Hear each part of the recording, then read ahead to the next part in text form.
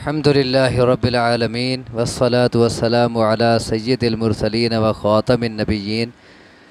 سورۃ یوسف آیت نمبر 66 سے قولا کہا انہوں نے لن ارسلہ معکم ہرگز نہیں بھیجوں گا میں اسے تمہارے ساتھ، حتیٰ تؤتونی یہاں تک کہ دو تم مجھے موثقا من اللہ پختہ عہد پختہ وعدہ اللہ کے نام کا۔ پچھلی آیات میں بات ہوئی تھی کہ یوسف علیہ السلام کے بیٹے یوسف علیہ السلام کے بھائی کوشش کر رہے تھے کہ کسی طرح یعقوب علیہ السلام اپنے اس بیٹے کو ہمارے ساتھ بھیجیں جو یوسف علیہ السلام کا سگا بھائی تھا، بنیامین جس کا نام بتایا جاتا ہے۔ تو جب انہوں نے پوری طرح کوشش کی تو حضرت یعقوب علیہ السلام ان کو جواب دے رہے ہیں، قولا کہا انہوں نے یعنی یعقوب علیہ السلام نے، لن ارسلہ معکم ہرگز نہیں بھیجوں گا میں اسے تمہارے ساتھ، حتیٰ تؤتونی موثقا من اللہ یہاں تک کہ دو تم مجھے پختہ وعدہ اللہ کے نام کا۔ کس بات کا وعدہ؟ لتأتوننی بہ کہ البتہ ضرور لاؤ گے تم میرے پاس اسے، اللہ کے نام کا وعدہ دو، یعنی اللہ کے نام کی حلف اٹھا کر وعدہ کرو میرے ساتھ کہ تم اسے میرے پاس واپس ضرور لاؤ گے،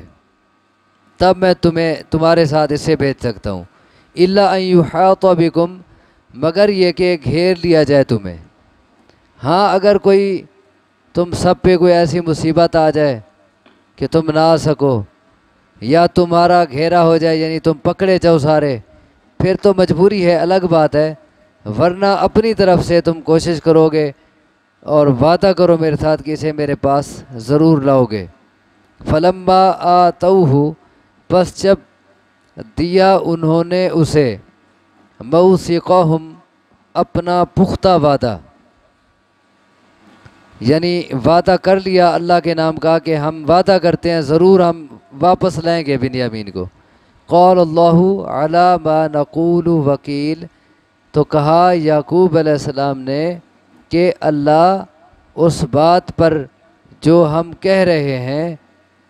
شاہد ہے یا ضامن ہے، اس جگہ وکیل کے دو معنی کر سکتے ہیں، شاہد ہے گواہ ہے یا ضامن ہے۔ یعنی اب اگر تم نے اس وعدے کو صحیح نہ نبھایا اور جان بوجھ کے تم نے کمی کوتاہی کی اور بنیامین کو ادھر ادھر کر دیا تو پھر ہمارے اس معاہدے پہ چونکہ اللہ ضامن ہے اور گواہ ہے اسی لیے وہ خود تم سے پوچھے گا اور خود تمہیں سزا دے گا۔ وقال یا بنیہ اور کہا انہوں نے اے میرے بیٹو، لا تدخلوا نہ داخل ہونا، من باب واحد ایک دروازے سے، وادخلوا من ابواب متفرقہ اور داخل ہونا مختلف دروازوں سے۔ پہلے دور میں ایسا ہوتا تھا کہ شہر کے ارد گرد دیوار بناتے تھے اور پھر چند ایک دروازے رکھتے تھے، انہی دروازوں سے شہر میں داخل ہوا جا سکتا تھا، اور تحفظ کے لیے ایسا کرتے تھے، مثلا رات کو دروازے بند کر دیتے اور دن کو کھول دیتے تو اس سے تحفظ ہو جاتا۔ تو یعقوب علیہ السلام نے بیٹوں کو یہ نصیحت کی کہ جب تم مصر داخل ہونے لگو تو سارے اکٹھے ایک ہی راستے سے ایک ہی دروازے سے داخل نہ ہونا بلکہ الگ الگ ہو کے مختلف دروازوں سے داخل ہونا۔ کیا مقصد تھا ان کا یہ کہنے کا اور یہ نصیحت کرنے کا؟ اس میں دیکھیں وہ سارے ایک ہی باپ کی اولاد تھے اور دیہاتی ماحول کے، صحرائی ماحول کے تھے اور بڑے صحت مند قد و کاٹ کے۔ اب ایک ہی باپ کی اولاد ہیں، شکلیں ملتی جلتی، ایک ہی قد و کاٹ، تو اب اگر سارے اکٹھے 11 آدمی اکٹھے ایک ہی راستے سے داخل ہوتے تو لوگ بڑے تعجب سے انہیں دیکھتے اور پھر کنہی کو ان پہ حسد آنے لگتا کہ کیسے یہ قد و کاٹ کے لوگ ہیں، اور پھر اس میں ان کو نظر بھی لگ سکتی تھی، اور نظر تو برحق ہے، جیسا کہ حدیث میں کہا گیا ہے کہ نظر برحق ہے۔ اسی لیے فرمایا کہ جب تمہیں کسی کی کوئی چیز پسند آ جائے تو تم بارک اللہ فیہ کہہ دیا کرو کہ اللہ اس میں برکت کرے، یہ موطا کی روایت ہے۔ اسی طرح سورۃ کہف میں آگے آپ پڑھیں گے کہ اس سے بھی ہمیں سمجھ آتا ہے کہ اگر کسی کی آپ کوئی خوبی دیکھتے ہیں، کوئی نعمت دیکھتے ہیں،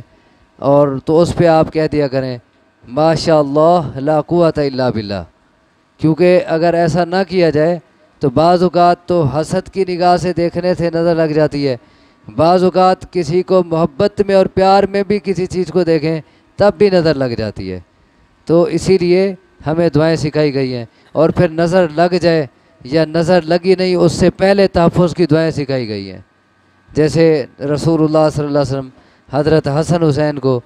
یہ کہہ کے دم کیا کرتے تھے اعوذکما بکلمات اللہ التامۃ من کل شیطان وہامۃ ومن کل عین لامۃ، کہ میں تم دونوں کو اللہ کی حفاظت میں دیتا ہوں، شیطان سے، ظاہریلی چیزوں سے، نظر بد سے۔ اور آپ فرماتے تھے کہ حضرت ابراہیم علیہ السلام بھی اپنے دونوں بیٹوں اسماعیل اور اسحاق کو انہی کلمات کے ذریعے دم کیا کرتے تھے۔ تو اسی لیے انہوں نے تدبیر کی ایک کہ تم نے ایک دروازے سے داخل نہیں ہونا بلکہ مختلف دروازوں سے الگ الگ ہو کے مصر میں داخل ہونا ہے۔ وما اغنی عنکم من اللہ من شیء، اور نہیں دور کر سکتا میں تم سے اللہ کی تقدیر سے کچھ بھی، ہاں اللہ کی تقدیر میں تم سے نہیں ٹال سکتا۔ یہ ایک تدبیر ہے کہ تم نے اس طرح احتیاط کرنا ہے، الگ الگ ہو کے داخل ہونا ہے، یہ تدبیر تو ہے ایک، لیکن اللہ کی تقدیر میں اگر کوئی مصیبت لکھی ہے تو وہ آ کے رہنی ہے، تقدیر کو میں نہیں ٹال سکتا۔ کیوں؟ ان الحکم الا للہ، نہیں ہے حکم مگر اللہ کا، حکم اللہ کا چلتا ہے۔ انسان جتنا تدبیر کر لے، جتنا احتیاط کر لے، حکم اللہ کا ہی نافذ ہو کے رہتا ہے، اس کی تقدیر میں جو لکھا ہے اسی طرح ہوتا ہے۔ علیہ توکلت، تو اسی لیے اسی پر میں نے بھروسہ کیا ہے، وعلیہ فلیتوکل المتوکلون، اور اسی پر بس چاہیے کہ بھروسہ کریں بھروسہ کرنے والے، بھروسہ کرنے والے جتنا ہیں، جن جن کو کسی پہ بھروسہ اور اعتماد ہوتا ہے، توکل ہوتا ہے، ان سب کو چاہیے کہ سب کے بھروسے ترک کر کے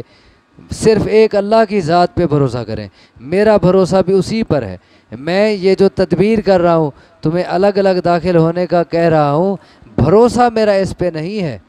یہ تو محض ایک تدبیر ہے، یہ محض ایک سبب ہے مصیبت سے بچنے کا، لیکن اس سبب پہ میرا توکل نہیں، توکل اللہ پہ ہے۔ تو اس میں دونوں باتیں حضرت یعقوب علیہ السلام نے سکھائیں، ان میں ایک درس ہے ہمارے لیے، سبق ہے کہ اپنی طرف سے تدبیر کرو،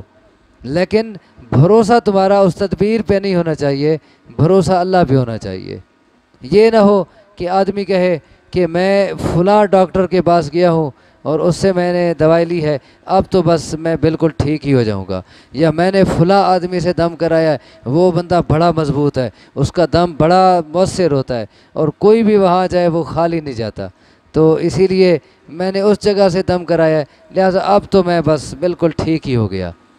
اور اگر نتیجہ اس کے الٹ نکلے پھر وہ بڑا پریشان ہوتا ہے اور کہتا ہے میں نے اپنی طرف سے، میں گیا تو فلاں بندے کے پاس تھا، اور میں نے علاج تو فلاں ڈاکٹر سے کرایا، اور میں نے احتیاط تو اتنا کیا، لیکن پھر یہ کیا ہو گیا؟ کیونکہ اس کا بھروسہ صرف انہی اسباب پہ ہوتا ہے، وہ اصل بات بھول چکا ہوتا ہے کہ فیصلہ اللہ کا نافذ ہوتا ہے، تقدیر کے آگے تدبیر نہیں چلتی، تقدیر حاوی ہوتی ہے تدبیر پہ۔ وَلَمَّا دَخَلُوا مِنْ حَيْثُ أَمَرَهُمْ أَبُوهُمْ، اور جب داخل ہوئے وہ وہاں سے جہاں سے حکم دیا تھا انہیں ان کے باپ نے، یعنی جیسے باپ نے وصیت کی تھی، نصیحت کی تھی کہ تم نے الگ الگ داخل ہونا ہے، وہ ویسے ہی الگ الگ ہو کے گئے، ویسے اکٹھے نہ گئے، اس نصیحت پہ عمل کیا۔ اور جب داخل ہوئے وہ جہاں سے حکم دیا تھا انہیں ان کے باپ نے، ما کان یغنی عنہم من اللہ من شیء، تو نہیں تھا وہ کہ دور کر سکتا ان سے اللہ کی تقدیر سے کچھ بھی۔ ان کا اس انداز سے الگ الگ ہو کے داخل ہونا انہیں اللہ کی تقدیر سے نہیں بچا سکتا تھا، نہیں تھا وہ کہ دور کر سکتا ان سے اللہ کی تقدیر سے کچھ بھی، الا حاجۃ فی نفس یعقوب، مگر ایک تمنا تھی یعقوب علیہ السلام کے دل میں، قضاہا، جسے اس نے پورا کیا۔ ان کے دل کی ایک خواہش تھی، دل کا ایک خیال تھا، دل میں ایک تدبیر تھی، انہوں نے اس کے مطابق اس تدبیر کو پورا کیا، لیکن وہ اللہ کی تقدیر کو نہیں ٹال سکتی تھی۔ اور پھر یہ نہ سمجھنا کہ ان کی یہ تمنا اور ان کا یہ خیال اور ان کی یہ تدبیر ایسے ہی تھی، صحیح نہیں تھی، نہیں، بلکہ وَإِنَّهُ لَذُو عِلْمٍ لِمَا عَلَّمْنَاهُ، اور بے شک وہ البتہ صاحب علم تھا، بوجہ اس کے کہ ہم نے اسے تعلیم دی تھی۔ اس میں ایک ایک بات سمجھنے کی ہے، اس نے جو تدبیر کی، تدبیر اللہ کی تقدیر کو نہیں ٹال سکتی تھی، اور انہوں نے تو پہلے ہی کہہ دیا تھا کہ تدبیر کر رہا ہوں لیکن فیصلہ اللہ کا نافذ ہوگا، اللہ کی تقدیر کو میں تبدیل نہیں کر سکتا، اسی لیے توکل میرا اس پر ہے نہ کہ اپنی تدبیر، انہوں نے تو پہلے کہہ دیا تھا۔ اب جب ان کی یہ نصیحت اور یہ تدبیر تقدیر کو نہیں ٹال سکتی تھی، تو پھر ایسے ہی ان کا یہ خیال تھا اور تدبیر تھی جو درست نہیں تھی، کہا نہیں، وہ صاحب علم تھا، انہو لذو علم، بے شک وہ البتہ صاحب علم تھا، اور کہاں سے اس نے علم حاصل کیا تھا؟ لما علمناہ، صاحب علم تھا بوجہ اس کے کہ ہم نے اسے تعلیم دی تھی، ہمارے پڑھانے سے اس کے پاس علم ہے تھا، اسے یہ تعلیم ہم نے دی تھی کہ دونوں کام ساتھ ساتھ چلانے ہیں، تدبیر بھی کرنی ہے اور بھروسہ اللہ پہ کرنا ہے، تدبیر پہ نہیں کرنا، علاج کرانا ہے، دم کرانا ہے، احتیاط کرنا ہے، لیکن توکل کس پہ کرنا ہے؟ اللہ پہ، توکل اللہ پہ کرنا ہے۔ یہ ایسے ہی ہے جیسے ایک صحابی نے رسول اللہ صلی اللہ علیہ وسلم سے سوال کیا، اے اللہ کے رسول، کیا میں اللہ پر توکل کروں کہ اونٹ کو چھوڑ دوں، یا اس طرح توکل کروں کہ اونٹ کو باندھوں؟ آپ نے فرمایا اعقل ثم توکل، اونٹ کو پہلے باندھ پھر توکل اللہ پہ کر۔ اور یہی چیز ہمیں ایک دم میں سکھائی گئی ہے۔ دیکھیں حدیث کی روح سے سورۃ الفاتحہ کیا ہے؟ شفا ہے، حدیث کی روح سے سورۃ فاتحہ شفا ہے۔ اب جب ایک شخص خود سورۃ فاتحہ پڑھ رہا ہوتا ہے شفا کی نیت سے، یا کسی سے سورۃ فاتحہ کا دم کرا رہا ہوتا ہے، تو دم کرنے والا اس سورت کے اندر کیا اقرار کر رہا ہوتا ہے؟